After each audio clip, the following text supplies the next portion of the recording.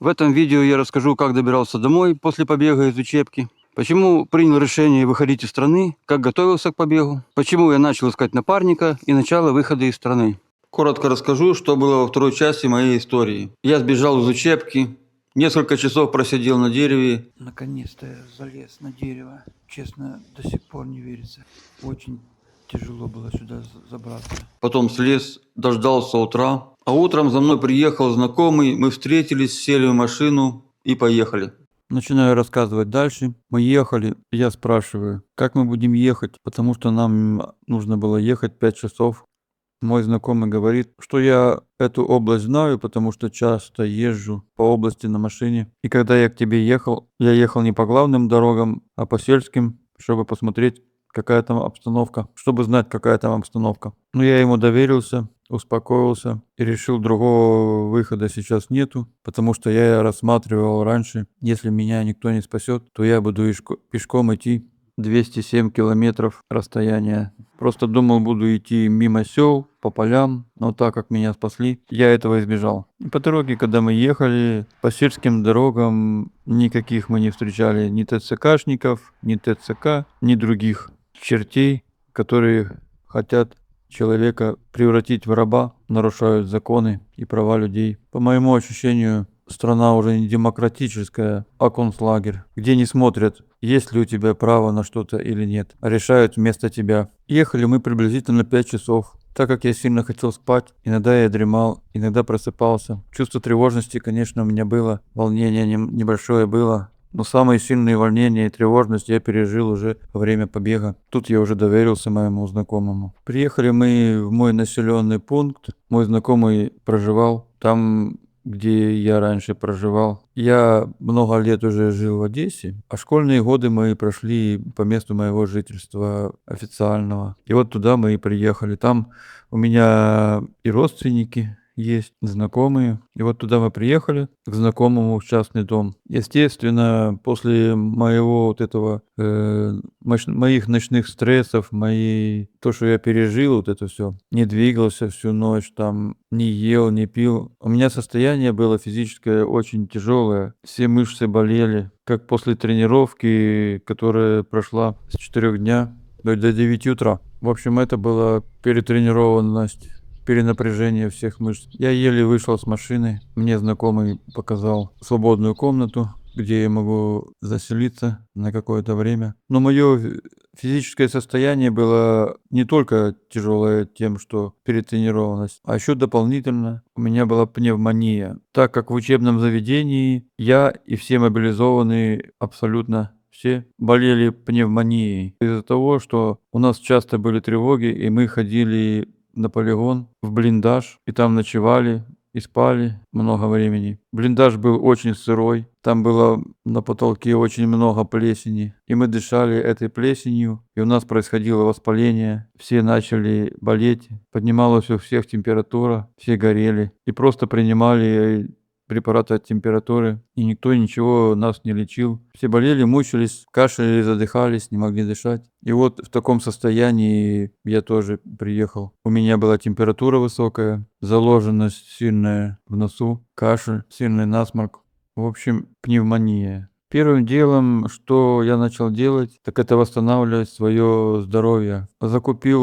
Попросил знакомого закупить и привезти там много витамин. Какие-то заказал по почте. Потом родственников попросил привезти мой ингалятор, потому что я знал, что воспаление легких можно в принципе вылечить. У меня был такой способ, как лечение ингалятором. То есть я часто это практиковал, когда были похожие ситуации. Что дальше происходило? Естественно, как все делают, я стал заходить в интернете искать там темы такие, как выход из Украины, как выйти из Украины. И постепенно в голове у меня сформировалось там понятие, кто, куда, как себя вести, что нужно. Я на компьютере начал создавать файлы, составлять списки, какие вещи нужны с собой брать, там, если хочешь выйти из Украины. Ну, такого не было, чтобы я одно видео посмотрел и по одному видео составил список. Потому что я думал, ну, возможно, в другом видео будет там более другой список, там, ну, в принципе, так и было. Кто-то говорил там один список, кто-то другой, чуть-чуть что-то менялось. Ну, конечно, основа это была, оставалась основа, там, рюкзак, спальник, питание,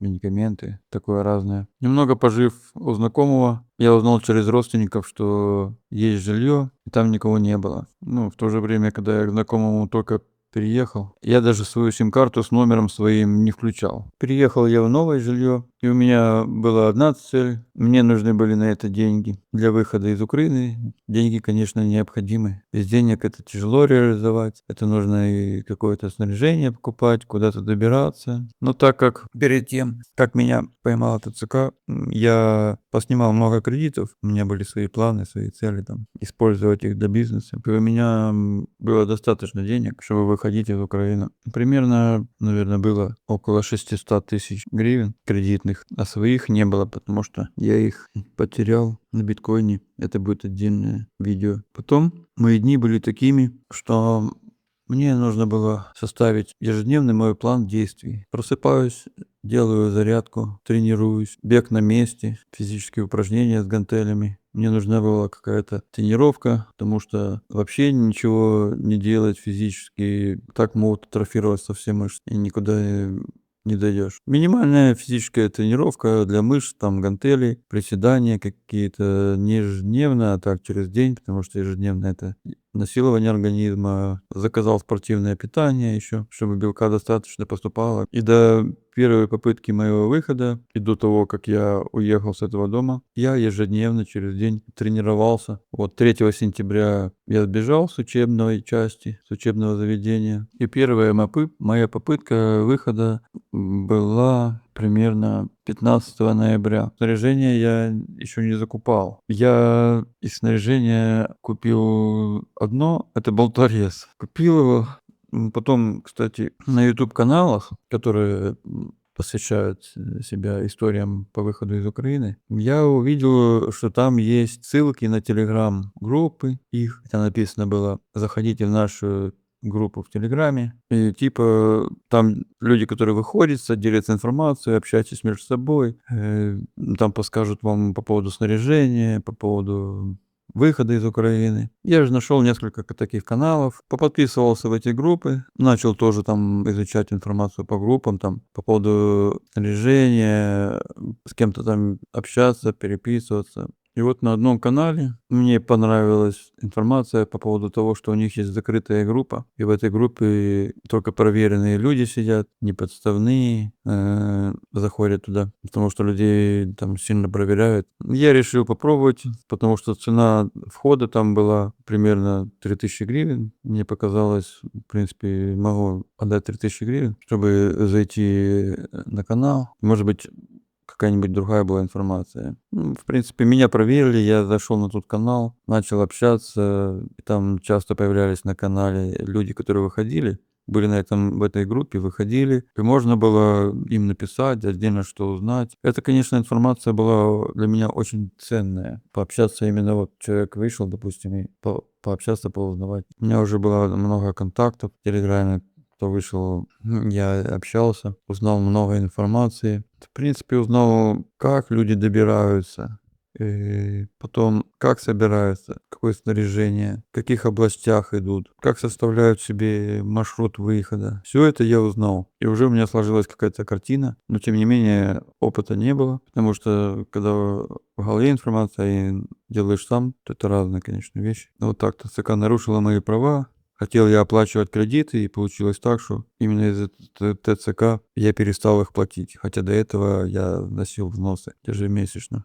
Кредитные же деньги родственникам перевел, потому что я понимал, что когда-нибудь банки могут из-за того, что я не плачу, карты заблокировать. И эти деньги меня спасали, то что я вот жил 2,5 месяца. И вот за эти 2 месяца, 2,5, я и занимался изучением. Ну, еще и у меня росла депрессия от этого всего, что вот живешь вот так в закрытом помещении, никуда не выйдешь, ни с кем не познакомился, отношения не завести, ни личной жизни, ни работы. В этой стране меня ничего уже не держало. Я хотел свободы, личной жизни, и чтобы соблюдались мои права. У меня поднялась мотивация большая, появилась что-то делать, выходить. действовать, несмотря ни на что. Плюс я много информации уже узнал, кто хочет выходить. Уже начал в той группе писать объявления, ищу напарника, потому что одному, ну не знаю, как-то одиноко. А вдруг попадешь в какую-то яму, где не сможешь выбраться. Или даже когда с кем-то общаешься, то смотришь на него, что он идет, он выдерживает этот поход, и тоже будешь держаться. А так как